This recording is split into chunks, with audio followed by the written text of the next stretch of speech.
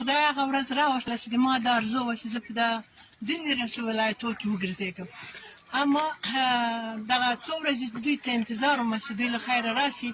د کورونو تلاشي کړي. نن هماغه ورځ راغله دغه ګروپ چې دلته راغلی دی دغه تاسې ټول وینئ دلته زه 50 کاله کېږي زندګي کوم دغه ټول خلک زه پېژنم دلته هر کور ته چې تللي دي په ډېر انسانیت ډېر شرافت په ډېر محبت باندې فقط د کور خاوند ورسره و که د کور خاوند دوی په ګرځولي چې دغه دا نه توهین کړی نه تحقیر کړی نه تعصب کړی. دلته موږ سره پنجشیري ورونه شته تاجکان ورونه شته هغه ته د وازاره ورور کور ده دلته دا زه دلته یم دغه ټولو سره یو رقم برخورد کړی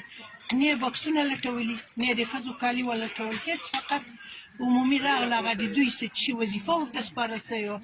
تمامه معنا باندې هغه جینه ټول وکتله د موږ قناعت یې حاصل کړ خپل قناعت او دا کار زه ډېر ستایش کوم په دې باندې ما یو وخت دا پیشنهاد کړی چې داسې سلا ټوله کوي چې په اشپزخانه کې یو چاقو پرېنږدي اما هغه ورځ شکر د نن زه تجربه کوم چې هغه ورځ نن راغلی نو ما دغه پیشنهاد هغه وخت کې کړی اما دا داسې شکر د دغه مجاهدین وروڼه دي دوی د خدای موفق لري دوی د خدای مایه لري د دوی په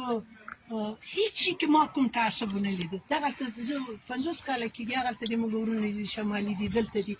هغلته د موږ هزاره وروڼه دي دغه دا ټول کورونه او زه له ډېره خوشحالي نه په همدغو کوڅو کې ګرځم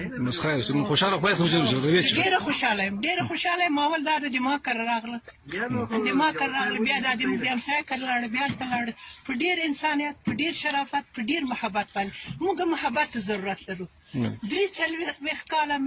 موږ ټولو دغه ورونو نیم مهاجر سول نیم معلول سول نیم معتاد سول اما اوس